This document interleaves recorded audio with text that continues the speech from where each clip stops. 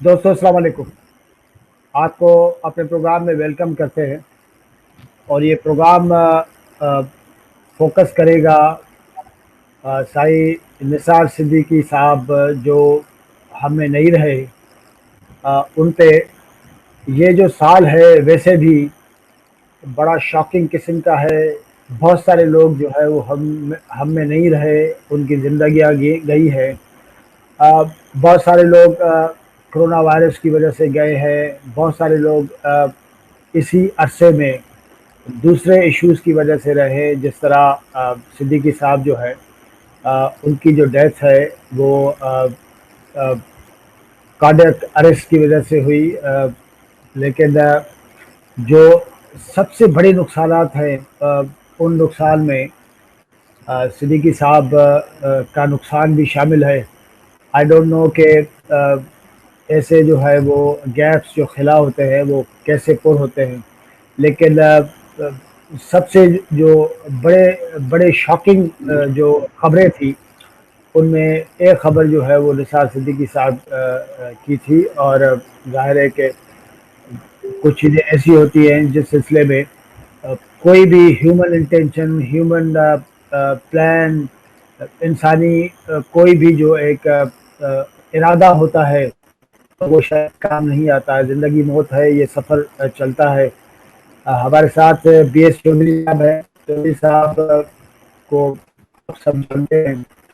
चौधरी साहब से बात करने की ज़रूरत इसलिए भी है कि एक काफ़ी अरसे से वो RBA सक्खर के बोर्ड ऑफ गवर्नर्स के मेंबर हैं और सिद्दीकी साहब के साथ क्लोजली इन्होंने काम किया है। हमारे पास वैसे तो सिंध में बहुत सारे लोग कहते हैं कि जब आप ढूंढना शुरू करते हैं कि कौन सी बड़ी कामयाबियां हैं, तो कामयाबियां जो है वो ढूंढना बड़ा मुश्किल होता है। हमारे पास काफ़ी चीज़ें हैं जिसके सिलसिले में लोग काफ़ी पेसिमिस्ट होते हैं और कहते हैं कि जितना काम होना चाहिए इतना होता नहीं, हुआ नहीं है। लेकिन जो कामयाबियाँ वाज़ेह तौर पे नज़र आती हैं, उनमें एक बड़ी सक्सेस स्टोरी जो है वो IBA सक्खर की है और उसका पूरा जो क्रेडिट है वो निसार सिद्दीकी साहब को जाता है। साहिब चौधरी साहब, थैंक यू सो मच। मुझे तो समझ में नहीं आता कि कभी कभार कुछ जो है वो वाक़यात ऐसे हो जाते हैं, कुछ जो है वो लोग इस तरह छोड़ जाते हैं कि वो मतलब स्टनिंग हो जाता है, आदमी स्पीचलेस हो जाता है। आई डोंट नो, आपने एक अरसे से काम किया उनके साथ, क्या क्या जी हाँ शेख साहब, मुझे तो कल की बात याद आ रही है। पिछले हफ्ते जस्ट लास्ट वीक हमारी HEC हायर एजुकेशन कमीशन की जो मीटिंग थी उसमें ये दोनों दिन उन्होंने फ्राइडे सैटरडे, ये जो फ्राइडे सैटरडे गया इससे पहले वाला जो फ्राइडे सैटरडे था, उन्होंने फुली पार्टिसिपेट किया और हशाश बशाश नजर आए एज यूजुअल। ऐसे नहीं लग रहा था कि ये 76 के हैं और एक हफ्ते 10 दिन के बाद हमारे बीच में नहीं रहेंगे। ये तो बस इंसान की हयाती का वही है कि भरोसा नहीं है, पल की भी खबर नहीं है। लेकिन अगर उनके जो काम देखें, उनके जो विजन देखें, उन्होंने जो अपनी एक लाइफ स्पैन में जो चीजें जो this part of the world के यहाँ सोच भी नहीं सकता वो करके दिखाई, कि एक बंदा जो ब्यूरोक्रेट है, जो सिविल सर्विसेज में है और कमिश्नर है वो, और एक पब्लिक स्कूल के 2 कमरे 1994 में किराए पे लेकर उसमें एक IBA कराची की वो एफिलिएशन के साथ कोर्स शुरू करता है और किसी को पता नहीं कि ये छोटा सा पौधा एक पाकिस्तान की नई दुनिया के नक्शे पे एक बड़ी इमर्जिंग यूनिवर्सिटी, एक एक आइलैंड की तरह एक उभर कर आएगी। तो ये एक चीज, ये उनकी एक पर्सनल क्वालिटी थी। उसकी वजह से कल से आपने देखा होगा कि उनकी जिस बंदे को पता चला है ये उनकी डेथ के बाद, messages of love, affection, prayers, outpouring outpouring messages, वो इतने एक्सप्रेशन उनके साथ जो उनके स्टूडेंट्स, उनके कलीग्स, उनके ब्यूरोक्रेसी में, एकेडमिया में, हायर एजुकेशन के चेयरमैन ने उनका बाकायदा वो एक कोट डाला उसमें अपने कंडोलेंस मैसेज में कि whenever I use to listen talk with Nisar Siddiqui, वो कहते थे उनका मिशन यही था, how can we make tomorrow better than today. उनका ये था कि एजुकेशन में, बच्चों की तालीम में, बच्चों की तरबियत में, इनोवेशन में, हर चीज में जो कल हमारा है वो आज से बेहतर करना है। इस चीज की हर वक्त फिक्र रहती थी और हर वक्त उनके फेस पे एक स्माइल होती थी। मैंने जिंदगी में कभी उनके वो उस पे नहीं देखी। मैं एक छोटा सा मिसाल दे दूं, लास्ट ईयर मैं IEEE की एक कॉन्फ्रेंस में वहाँ की नोट स्पीकर था, आई कॉमेट के नाम से बहुत बड़ा इवेंट था। खुर्शीद शाह साहब एज ए उसके चीफ गेस्ट आने थे और खुर्शीद शाह साहब ने फोन किया शायद उनको कि मुझे 10 बजे इनॉग्रेशन थी, उन्होंने कहा मैं शायद 15 मिनट मुझे लेट हो जाएगी। तो निसार साहब ने उनको कहा सर आप कोई मसला नहीं है, आप हमारी 11:15 बजे जो इनॉग्रेशन के बाद टी ब्रेक होगी आप ज्वाइन कर लें, हम टाइम पे करते हैं। उन्होंने कहा गो अहेड। तो उन्होंने इवन इवेंट शुरू कर लिया एग्जैक्टली। वो टाइम के इतने पाबंद थे, इतने डिसिप्लिन थे। उनका जो पूरा एक स्लोगन था, क्वालिटी मेरिट एक्सीलेंस। अच्छा, स्लोगन तो हम सब लोग रखते हैं, बात शेख साहब ये है कि उसको फॉलो करना, उस पर अमल करना। और इनकी ये बात बहुत हर जगह एक एक्कोर्ड करती थी, एक हर जगह सुनाई देती थी के रिफ्लेक्शंस होती थी कि ये इन चीजों, तीनों चीजों पे ट्रू स्पिरिट से काम कर रहे हैं, ट्रू स्पिरिट से। तो आप बिल्कुल सही कर रहे हैं। मैं कहूंगा कि नॉट ओनली सिंध लेकिन एक पाकिस्तान ने एक एक्स्ट्रा ऑर्डिनरी एजुकेशनिस्ट, एक लीडर उसको खोया। और मैंने कल एक ट्वीट इंजीनियर एहसन इकबाल का पढ़ा और उन्होंने लिखा कि पाकिस्तान ने जो आज के दौर का एक सर सैयद अहमद खान था, Nisar Siddiqui contributed like that, उसको एक खोया है। तो ये जो चीजें हैं, जो बड़ी चीज है, जो एक सखर, हम कराची की बात करते हैं, इस्लामाबाद, लाहौर की, फिर कराची आते हैं, कराची से फिर हैदराबाद जामशोरो आती हैं, लगता है ठीक है 3rd 4th largest city Hyderabad साथ है। फिर जैसे पीछे जाते हैं सखर जो बिल्कुल एक बीच में आ जाता है, तो बंदा सोच भी नहीं सकता कि वहां पे एक ऐसा इदारा क्वालिटी एजुकेशन होगा और जहां 70% स्टूडेंट्स, 70% वो जो है स्कॉलरशिप पे पढ़ रहे होंगे बच्चे। तो ये एक जो है वो अंडर प्रिविलेज, जिन बेचारों को कोई चांस नहीं मिलता था, वो बच्चे वहां पढ़ते थे। और अब मैं उनकी लाइफ का थोड़ा सा जो मुझे पता है मैं बताऊंगा कि उनकी पैदाश पिरियालो में, डिस्ट्रिक्ट खैरपुर में हुई और उन्होंने एक full time master Sindh university से इकोनॉमिक्स में की। अच्छा, उसके बाद वो एक स्कूल टीचर बने। मजे बहुत कम लोगों को पता होगा कि he started his career as a school teacher. 10 साल तक वो स्कूल में मैथमेटिक्स, इंग्लिश और इस तरह के सब्जेक्ट पढ़ाते रहे। फिर उनको दोबारा ख्याल आया कि मैं एक और मास्टर्स करूं। उन्होंने यूनिवर्सिटी ऑफ सिंध से एजुकेशन में मास्टर्स की, जो सेकंड मास्टर्स थी और विद अ गोल्ड मेडलिस्ट। और उसके बाद ये तो बहुत ज़्यादा लोगों को पता है कि वो उन्होंने civil services competition exam pass किया और टॉप लेवल की मैनेजमेंट कैरियर से स्टार्ट किया। वो कई डिस्ट्रिक्ट के डिप्टी कमिश्नर बने। हमारे इवन थरपारकर एक सिंगल होता था पूरा, जिससे आज 3 अजला निकले हैं। तो थरपारकर हेडक्वार्टर मिरपुर खास था, उसके DC 80-85 में थे। कई सिचुएशन होती थी थर में और उनको उन्होंने कैसे हैंडल किया, हम तो बाद में अपने पेरेंट्स से, उनसे वो उनकी मिसालें सुनते थे। एक मिसाल उनकी ये थी कि एक दफा उनको पता चला कि कोई थर में गंदम गई थी और वहां कोई पटवारी ने क्या किया, वो गंदम लोगों को देने के बजाय ऊंटों पे डालकर कहीं और बेच रहा था। इनको पता चला कोई वहां से, ये वो जीप होती थी उसमें निकले, कोई 16 घंटे के बाद पहुंचे और कोई रात को 3 बजे वो देखा ऊंटों पे वो लाद रहे थे गंदम को भेजने के लिए। इन्होंने उधर ही बताया कि वो डंडा मैंने उठाया और उस पटवारी को, उसको जो है वो तपेदार जो कहते हैं, उसको बीटना शुरू किया, ये तुम क्या कर रहे हो। तो ये इस टाइप के वो किसी चीज का ख्याल नहीं करते थे और पहुंच जाते थे कि गरीब लोगों का जो इमानत है उसमें कोई खयानत नहीं करे। तो इनका जो कैरियर था सिविल सर्विसेज में, वो उसको हम फ्लाइंग कलर कैरियर कह सकते हैं, क्योंकि ये कमिश्नर सखर बड़े पॉपुलर कमिश्नर बने, उसके बाद ये होम सेक्रेटरी भी बने। और मैं कहूंगा कि जो आईबीए सखर का जो कामयाबी का जो एक राज है कि वो साइट के जो एमडी बने, उसमें इन्होंने बड़ी बड़ी ऑर्गेनाइजेशन सीमेंट, फिलिप्स या जो भी बड़ी बड़ी जो इंडस्ट्री थी उनके साथ एक बहुत अच्छा लिंक डेवलप किया। क्योंकि ये वैसे भी इन्होंने इन्होंने 1987 में ये बॉस्टन यूनिवर्सिटी चले गए। मैं तो इत्तेफाक से 2016 में गया था बॉस्टन में, और मैंने देखा 50,000 स्टूडेंट उस यूनिवर्सिटी में पढ़ रहे हैं, और ये मैसाचुसेट्स में है। वहां से इन्होंने एमबीए किया मेजर फाइनेंस में, और वहां की भी वो इनको डीन्स का जो अवार्ड है और ये सारे अवार्ड मिले। और वापस आते इन्होंने कहा जो वहां का मेरा टैलेंट है वो ब्यूरोक्रेसी में तो मैं कर रहा हूं, लेकिन इन्होंने कराची आईबीए जो अपना एक नाम रखती है उसमें इन्होंने अपनी टीचिंग शुरू कर दी। और जब ये सखर में कमिश्नर बने तो जैसे मैंने स्टार्ट में जिक्र किया कि 1994 में इन्होंने 2 कमरे किराए पे लेकर आईबीए कराची के साथ एफिलिएशन करके इन्होंने इदारा शुरू कर दिया।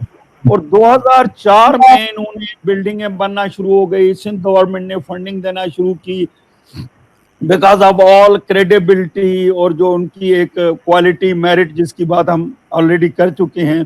और 2006 में ये खुद डिग्री अवार्डिंग इंस्टीट्यूट बन गया, फुल फ्लेज डिग्री अवार्डिंग।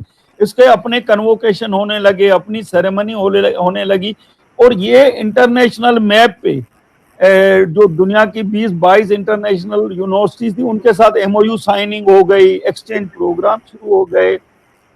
तो और 2017 में इन्होंने इसको फुल यूनिवर्सिटी का दर्जा मिला, और ये उसके फाउंडिंग वाइस चांसलर बने।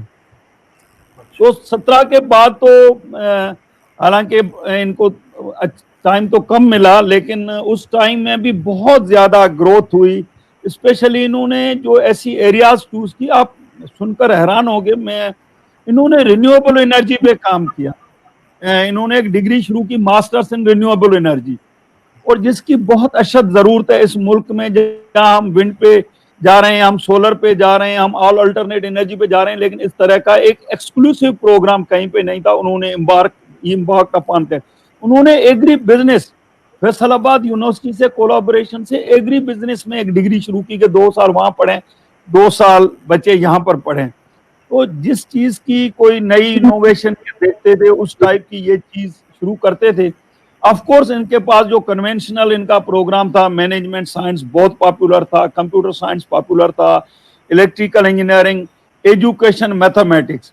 और जो इन्होंने एजुकेशन, क्योंकि खुद टीचर रह चुके थे, उनको पता था कि एक हमारी जो सारी एजुकेशन है, और बाकी सूबों की भी कर लें, सिंध की कर लें, जो हमारी प्राइमरी एजुकेशन है या सेकेंडरी एजुकेशन है, उसके जो फ्लाज हैं वो सारे बिकॉज ऑफ क्वालिटी टीचर। कोई हमें अच्छा बीएड क्वालिफाइड नहीं मिलता, तो Sindh government trusted him a lot because of his quality and merit. और इन्होंने वो एजुकेशन के प्रोग्राम शुरू किए, सिंध गवर्नमेंट के जो टीचर्स की रिक्रूटमेंट टेस्ट वहां पे शुरू की। इन्होंने एग्जीक्यूटिव बिजनेस डेवलपमेंट सेंटर शुरू किया जो लम्स लाहौर के पैटर्न पे, एमआईटी के पैटर्न पे था। बहुत बड़ा सेटअप जिसमें आप खाना भी उधर ही है, आपके क्लासेस भी उधर हो रही हैं, ट्रेनिंग भी उधर हो रही है, आपका स्टे भी उधर हो रही है, और वहीं पे उसी में है। तो ये एक राउजिंग एग्जीक्यूटिव सेंटर लम्स में मैंने देखा था लाहौर में, और उस पैटर्न का, उस लेवल का इन्होंने उससे बड़ा ये बना दिया था। तो इनका यही चीज होती थी कि कहीं पे इनको कोई अच्छी चीज नजर आए तो ये उसमें एडवेंचर करते थे, और बहुत सक्सेस हासिल होती थी। लोगों को यही होता था कि तो एक इंटीरियर में रहना, वहाँ के पॉलिटिकल चीजें, और इंटीरियर के बच्चे पढ़ने के लिए नहीं आते थे। तो ये मेरी एक दफा मैंने कमेंट्स इनके लिए सुने शम्स कासम लाखा से। शम्स कासम लाखा जो 32 साल मेरे आगा खान के प्रेसिडेंट है और हमारे कमीशन के वो भी मेंबर हैं, और उन्होंने कहा जो क्वालिटी निसार सिद्दीकी में थी, he was a big learner. जिस बंदे से अच्छी बात सुनता था वो कहता था मैं ये अडॉप्ट करूं। अच्छा, उन्होंने कहा कि एक दफा मुझे कह दिया कि भाई तुम आईबीए सखर आए और सर हमें जो है ना वो मशवरा दें। कि मैं वहां जब आईबीए गया तो मैं निसार साहब ने बताया कि हमें क्वालिटी इंटेक नहीं मिल रहा है, इसके लिए क्या करें। तो शम्स कासम लाखा ने कहा भाई आप ये करें, आप जो स्कूल और कॉलेजेस को आप अडॉप्ट करना शुरू कर दें। जब तक स्कूल कॉलेजेस में आप ये नहीं शुरू करेंगे तो आप क्वालिटी बच्चे आपको नहीं मिलेंगे। तो उन्होंने क्या किया कि आईबीए के स्कूल शुरू कर दिया, आईबीए के कम्युनिटी कॉलेजेस इन्होंने शुरू कर दिए। जो हम यूएस मॉडल सुनते थे कि अमेरिका में इस तरह की चीजें हैं, ताकि जो इंटेक वहां पे आए वो best of the best intake आए। फिर इसका उन्होंने मतलब है कई जो आप जी जी मिसाल दूसरी दूसरी यूनिवर्सिटीज में हम लोग अक्सर सुनते हैं बहुत सारे वाइस चांसलर से और टीचर्स प्रोफेसर से कि जो नीचे से स्टूडेंट्स आते हैं इंटर के बाद यूनिवर्सिटीज़ में, अब उनका वो लेवल नहीं होता, उन बच्चों का तो कसूर नहीं होता, लेकिन जो हमारा जो एजुकेशन सिस्टम है हम समझते हैं कि उसमें क्या क्या खामियां हैं, खराबियां हैं। लेकिन सिद्दीकी साहब ने ये किया कि वो एक पूरी अपनी अपनी स्ट्रीम बना के ये जो गैप था कि जब यूनिवर्सिटी में स्टूडेंट घुसे तो उसमें वो कमी नहीं होनी चाहिए जो हमें सरकारी सरकारी जो है वो कॉलेजेस और स्कूलों से आए हुए बच्चों में मिलती है। लेकिन चौधरी साहब जो सबसे बड़ी बात मैं समझता हूँ वो ये कि अब हमारे पास स्कूल खोलो, कॉलेज खोलो, यूनिवर्सिटी खोलो, पैसे कमाओ और एक अजीब मॉरलिटी जो है वो हमें नज़र आती है सोसाइटी में। सारे लोग पैसों के पीछे, अपनी पर्सनल ज़िंदगियाँ बनाने के पीछे हैं। बड़ी एक हद तक डिसऑनेस्टी का राज है। ऑनेस्ट आदमी को हमारी सोसाइटी में बड़ा पागल समझा जाता है, स्टूपिड समझा जाता है। अजीब किस्म की एक सूरत है। ऐसी सारी सोसाइटी में आईबीए जैसा एक इदारा बनाना, मैं समझता हूँ कि इससे बड़ी क्या बात हो सकती है। लेकिन ज़ाहिर है कि सिद्दीकी साहब के आसपास भी लोग किसी न किसी तरीके से तो उनको फ्रस्ट्रेट करते होंगे ना कि क्या सिद्दीकी साहब किस चीज़ में लगे हुए हैं जी, ऐसा नहीं होता है, ये वो ये इसका। बिल्कुल सही है। देखें मैंने वो आपको मिसाल दी, देखें हमारे यहाँ अगर कोई कन्वोकेशन होता है, कोई चीज होती है तो कहते हैं कि भाई ये 6 घंटे लेट हो गया, इतना बड़ी सेरेमनी ये वो। तो उनको सिद्दीकी साहब की नेचर का पता होता था। ये अभी मैं हैरान हूं, मैं आज सुबह ही एक वेबसाइट देख रहा था फैब लैब इनकी, उस पर मैं थोड़ा सा बाद में आपको बताऊंगा। तो मैंने देखा कि इवन इन्होंने जो रिलीजियस स्कॉलर हैं बड़े बड़े, उनको भी बुलाया हुआ है कि उनकी विजिट के फोटो मैंने देखे कि ये चीजें देखें हम क्या क्या कर रहे हैं। तो मकसद है ये हर ये इन्होंने कम्युनिटी स्कूल जो कॉलेजेस खोलने से पहले, या जो ये इन्होंने जो स्कूल एजुकेशन, जो मैं आपको नंबर बताऊंगा, 40 स्कूल्स इन्होंने ऐसे ऑपरेट किए जो हमने बीओजी मीटिंग में देखा अंडर आईबीए। इन्होंने एक एक गांव में जहां स्कूल था वहां खुद डेलीगेट लेके चले गए। वहां उनको बताया कि ये इस स्कूल का ऑब्जेक्टिव क्या होगा, इससे क्वालिटी क्या इंप्रूव होगी, आप सबकी लाइफ क्या होगी। गांव का जो बड़ा वडेरा है, पॉलिटिशियन है या जो है, उस उनकी एक उन्होंने एक किस्म की एजुकेशन कर ली। ये उनका अभी भी मैंने लास्ट वीक भी देखा, 15 दिन पहले भी इनका एक डेलीगेट एक और गांव में गया हुआ था कि हम वहां पे अपना एक नया स्कूल खोलना चाह रहे हैं।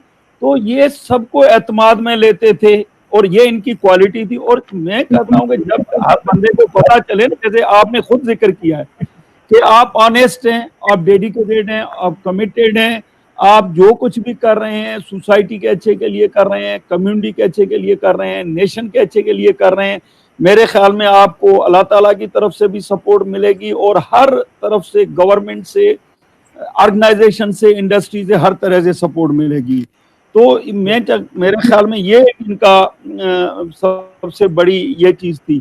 एक एक और चीज जिसमें बहुत कम लोगों को कामयाबी होती है, जो मैं आपको कहूंगा कि नेशनल इंटीग्रेशन प्रोग्राम हमारे मुल्क में बड़ी बहुत ज्यादा जरूरत है कि ऐसे प्रोग्राम होने चाहिए कि एक यूनिवर्सिटी में पूरे पाकिस्तान से बच्चे आए। लेकिन अगर हम बात करते हैं जीआईके की, अब उसकी 8 से 10 लाख अगर फी होती है तो एक गांव का थरपारकर का बच्चा कैसे वो अफोर्ड करेगा, या एक बलोचिस्तान तुर्बत का बच्चा कैसे अफोर्ड करेगा, तो गिलगित बाल्टिस्तान का कैसे अफोर्ड करेगा। तो इन्होंने क्या किया, उसमें एक प्रपोजल बनाया, इन्होंने शेयर किया OGDCL से कि मैं एक नेशनल टैलेंट हंट प्रोग्राम बनाना चाहता हूं। मैं क्या करूंगा, पूरे पाकिस्तान से 65 बच्चे मैं बलूचिस्तान से लूंगा, वहां गवर्नमेंट स्कूल्स में जो पढ़े हुए हैं, 65 में KPK से लूंगा, 65 में सिंध से लूंगा, 65 में पंजाब से लूंगा। उन्होंने ऐसी जबरदस्त डिस्ट्रीब्यूशन की जैसे सेनेट की सीट्स की डिस्ट्रीब्यूशन है। अच्छा, उन्होंने उसमें 40 गिलगित बाल्टिस्तान के लिए भी सीटें रखी। पूरे पाकिस्तान में वो टेस्ट कंडक्ट कराते थे और 300 बच्चे, जो कोई बच्चा, मैंने अब उनका इंटरव्यू पढ़ रहा था, एक बच्ची तुर्बत से आई है और उन्होंने जो इंटरव्यू दिया है, मैं तो सुनकर हैरान हो जाता हूँ कि क्या इन्होंने कितने लोगों की फैमिलीज की जिंदगी चेंज की होगी, कितने खानदान जो है वो चेंज किए होंगे। तो इन्होंने ये प्रपोजल OGDCL को भेजा, OGDCL ने उसको पूरा फुली फंडेड इंडोर्स किया। 300 बच्चे ये लेते थे, 2016 से इन्होंने शुरू किया। अच्छा, उन बच्चों को ये पूरा एक सेमेस्टर अपनी रिहाइश देते थे, खाना पीना खर्चा स्टाइपेंड हर चीज, और उनकी जो इंग्लिश, मैथमेटिक्स और उनके जो कंप्यूटर एजुकेशन है उसमें उनको बहुत टॉप लेवल के जो टीचर है वो पढ़ाते थे। और रात को 12-12 बजे तक क्लासेस होती थी। और मैंने एक दफा खुद विजिट किया, सुबह 5 बजे जब अमेरिका में शाम हो रही थी तो वहां के एक प्रोफेसर का लेक्चर, वो उस वक्त वीडियो कॉन्फ्रेंसिंग जो आजकल आम हो रही है, उन्होंने 10 साल पहले वो दिखाया, 10 साल पहले वो लेक्चर हो रहा था।